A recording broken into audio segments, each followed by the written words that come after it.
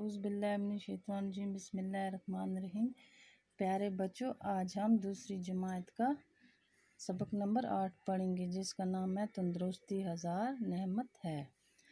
تندرست اور صحت مند جسم کے لیے تازہ ہوا چاہیے، صاف پانی چاہیے، مقوی غذا چاہیے۔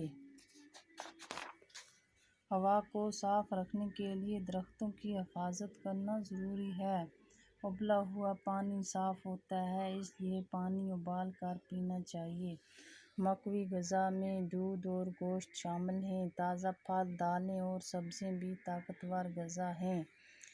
جسم صحت مند ہو تو آدمی سب کام کر سکتا ہے۔ ایک تندرست جسم میں ہی تندرست دماغ ہوتا ہے، اسی لیے کہتے ہیں کہ تندرستی ہزار نعمت ہے۔